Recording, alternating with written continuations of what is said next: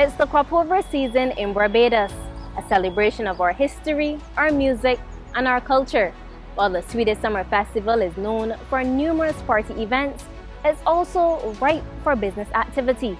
In this episode of In the Know, we take a look at the business of crop over, hearing from old and new band owners on the risks involved, what is one of the easiest ways to make money, and the trickle-down effect of the festival on a number of other businesses. I'm Krystal Hoyte, and this is In the Know.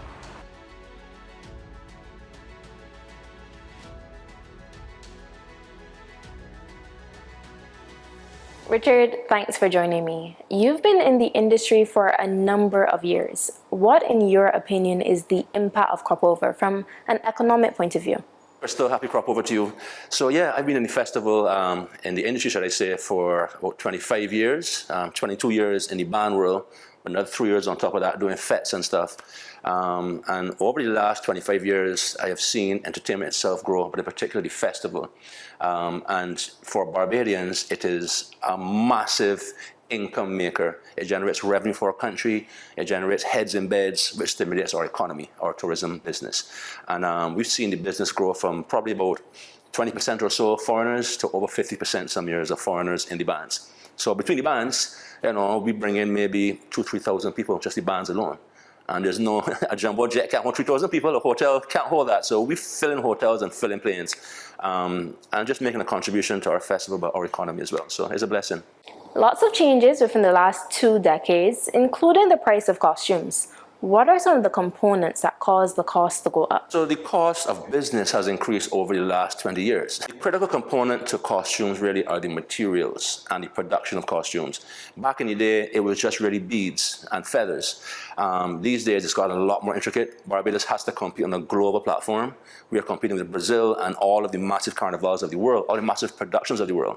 And in order to do that, we have to produce very intricate costumes. There's been an argument that people think the costumes are getting smaller and less intricate. When you look at them, they're actually extremely intricate. The types of stones that are used, the gems that are used, has far been advanced over the last 20 years. The cost of that is very, very heavy. So what we've done in Beige is that we have tried to find people around the globe, as well as here in Barbados, that we can source these things at a best price and then get them mass produced at a best price.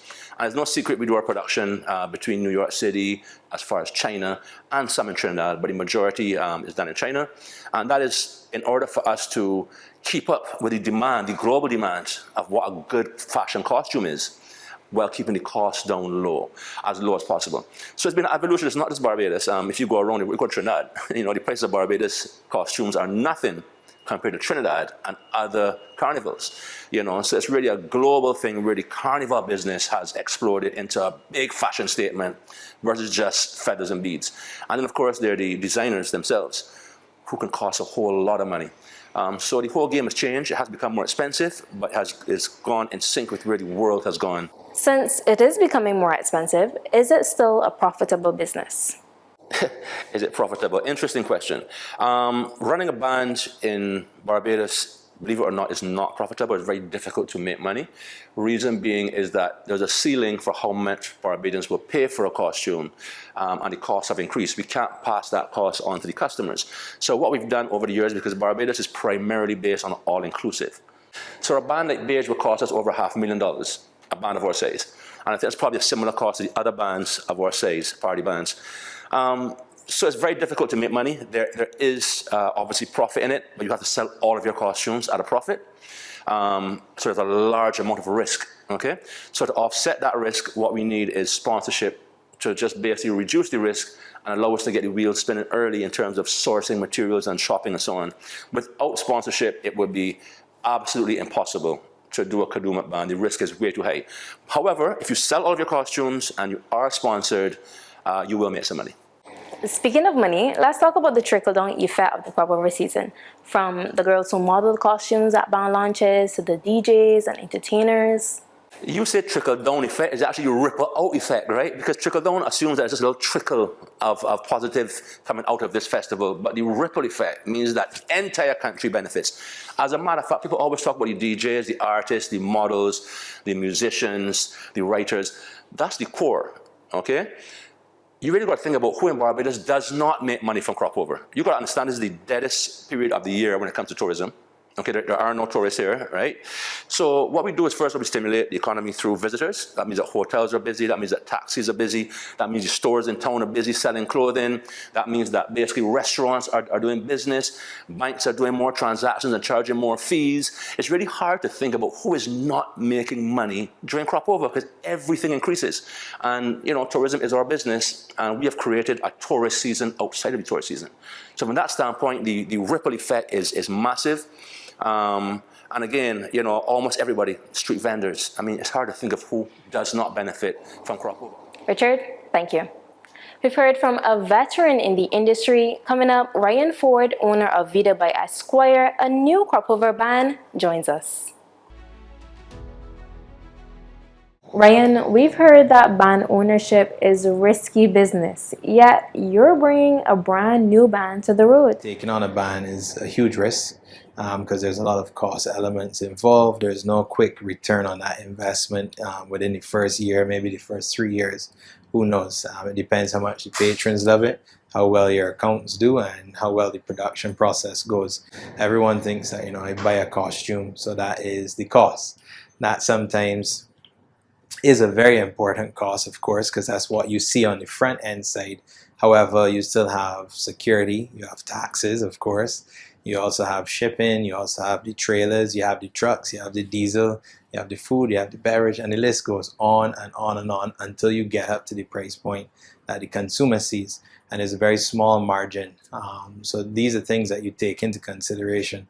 But if you have the love for the festival and you have an entrepreneurial drive, then you want to kind of complement the festival, and it's not always about competing. I mean, some people like the competition, that drives them, but it comes to a point where you want to add to the festival.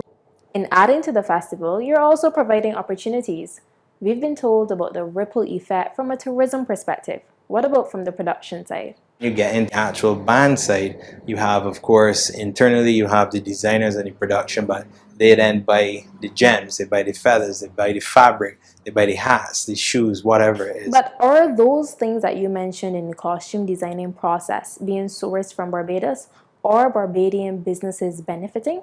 So we have some items that will be sourced here, and obviously, for example, when we did the band launch, there's no way that we're going to bring in everything for a band launch. A lot of the production is also done here on the spot. We also use a lot of staff from here to help put those pieces together.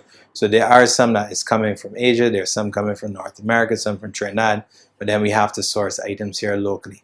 And then you also have the makeup team. They have to be accommodated.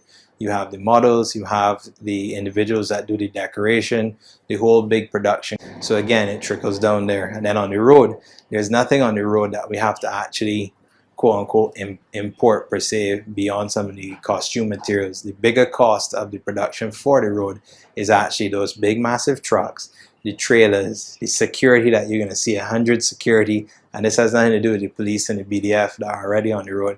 Your own security, the catering team for when you're doing your breakfast, your lunch, your dinner, your snacks, all the distribution companies here locally as well.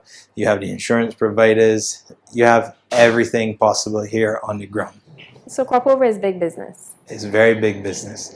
We all saw it during COVID when it stopped. A lot of things, there was a trickle-down effect or a domino effect in terms of loss of business. If you're going out, as we're standing here in a fashion store, I just walked into the store and, there were ladies buying dresses to go out to one of the parties this weekend. So when we couldn't have events or parties, this store itself will have to change the kind of business or change the kind of dresses that they will be accommodating. And then if you're working from home, they don't need to sell nobody outfit or a big hairstyle or nails, etc. So it's a big business, the entertainment industry. And of course, there is no entertainment industry without the entertainers. More when we return. Crop over is one of the biggest times to make money as a DJ and promoter. Is a good time to try to further yourself as a practitioner, whether it be attracting interest from overseas, because all eyes are on Barbados during that period of time via many different social media avenues and so on. So it's a chance to branch out and possibly get into other carnivals by proving yourself that you have what it takes to deliver to large audiences, and then in essence then make some money. The last 2 weeks of Crop Over, you have so many events. So if you're getting 4, 5, 6 bookings a week, then you can make some money for sure. Biggest challenge? It's very competitive. It's a very competitive market. There are a lot of DJs. There are a lot of artists. So why should someone choose you over the many other options? And then you not only competed within Barbados, but a lot of DJs flying in, a lot of artists flying in. So then you have to compete with them as well, because yes, there's work for everyone, but there's also only so much work to be done. It's all about creating relationships. Sometimes who you know is better than being good. So it's about creating relationships and performing your best every time you go there, really and truly. You're in a unique position, being both a DJ and an event promoter. What advice would you give to artists as it relates to taking advantage of this Crop Over season? Well, artists would realize now that the sooner you release your music, the better. Because some of the biggest songs this year released quite early. You know, Grateful Cold being very popular this year, Lead Pipe, Corn, and some others, obviously, they released their music early. None of their music came out in like July, the popular songs. Their songs came out in June, and some people's music even came out in May. So I think the artists really need to see that trend and stick to that trend. Get your music out early, promote it early, go to the events early, and really just keep connecting with the crowd as much as possible. But the days of releasing music last minute and then you making a last minute surge is over. Everything right now is timing. Persons are already advertising carnivals that are next year now already. So I think that's what we need to adapt that model to. In order to make money, you have to give people time to appreciate what you are promoting to them or presenting to them. Ras, thank you. Sticking within the entertainment industry, a definite crowd favorite is Rico Cumberbatch. You know him as Mole. He's sharing his perspective as an artist. Krystal, Crop Over is the busiest season for me as an entertainer.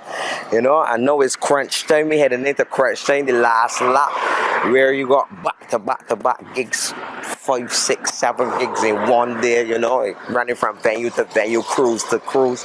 You know, it's fully active. Crop Over is great for business, you know, as is the most active time for most entertainers in Barbados. Crop Over is, let me tell you, phenomenal. This is the time where the money, the dollar coins is be, you know, up and up and up and up for real. But this is when all the tourists be looking in and flying in and coming to see what's going on, what is in the music, who's the hottest artist on ground, you know what I mean? So when the tourists fly in for Crop Over, they hear the songs, they take them back to wherever they come from. They come from Trinidad, Jamaica, you know, they go about and stuff. Well, if that is artist more, he has a song thing, so it's gonna be pushing even more that way. So like, yeah, so I would say Crop Over is like the basis of getting outside. I don't really want to touch on it, but it's got a lot of challenges, you know. Sometimes certain people don't see our worth. Sometimes people just feel like the entertainers ain't worth as much as they're charging. And really and truly we worth way more. So like, sometimes home, you know, you just get treated certain way compared to when you go outside, you just get treated better, like that type of thing. But not everybody, you know, certain promoters and things just treat you real good, and then when you get other places, it be like, Lord, so until you get by the door, you can't get inside. Like, come on. Perhaps one of the easiest ways to make money during the Crop Over season is to have a cruise. And so we're dockside with Russell Wilson, director of the MV Dream Chaser, to find out if that is so and why. Russell? Let me start by telling you that yes, it is one of the easier ways to make money, not just during Crop Over, but year-round. The reason for that is quite simple. You're looking at a one-stop shop. So the vessel comes with its own sound system. You don't have to set up infrastructure. You don't have to look for tentings. You don't have to look for, in most cases, you have to either, if you rent in a venue, you have to set it up to make it your flavor. When you can come on the boat, there's less time spent in any infrastructure because it's not needed, but you can spend a fractional amount in decor and still have your own unique twist on a cruise. You don't have to pay for security. And then we have add-on services where you can have your drinks sold at the bar where you keep the proceeds from the sales. So once you put in your effort, the rest is left up to us. And it's in our nature to ensure that you're a success. You mentioned that cruises make money year-round, but have you seen an increase as a result of the crop over season? We've seen a slight increase with cruises, marginal compared to what we would regularly do, because there are different factors that weigh in for the crop over season. One of those being there are a lot of land-based events that go on during the crop over season, and in addition to that, we have a visiting vessel that has a larger capacity. So when you have that coming in, it's a novelty. So that plays a part in the amount of cruises that we can do as well, because larger promoters will go to the larger capacity vessel. Russell, insightful. So you're heading to a cruise, an event, a party, and of course, you need an outfit. As a result of the crop over season, businesses in Bridgetown have reported an increase in foot traffic and sales, with shoppers looking for clothing, shoes, and accessories. Store owner of Yaffa, Alea Thompson, gave a comparison. Compared to now and, the earlier months of the year, I would say probably around 20-25% increase in sales. I still feel like some people are definitely holding back when it comes to spending. So, sometimes stock doesn't turn over as fast. But regardless, we're very grateful for people who do choose to shop with us and support us along the way. In your opinion, who else benefits? I definitely think everybody benefits from the crop over season. It's a domino effect. I think nail techs benefit, hairdressers benefit, retailers benefit, everybody benefits, hire car businesses benefit. So, I think the more events and more things there are to go to, people will spend more, people will do more. Alea, thank you for making the time. Coming up, we're heading to the makeup studio. Krystal, the impact of the crop over season has definitely been felt in the beauty industry. For me as a makeup artist, I've seen a 50% increase. This has been due to increase of parties and events for the crop over season. As it relates to Grand Kadooment, I'm fully booked for that day from 11 p.m. to about 9 a.m. in the morning. Everyone wants to come out looking nice in their colorful looks with the gems, the colorful glitters and everything. That is a really big day for us. Then we also have not only Kadooment Day, we have all of the events leading up to that day. We have morning parties that start as early as 3 o'clock in the morning. Then night has been really, really busy. From an economic standpoint, I think crop over is really, really good for business, not only for makeup artists, but for hairdressers, nail techs, everything.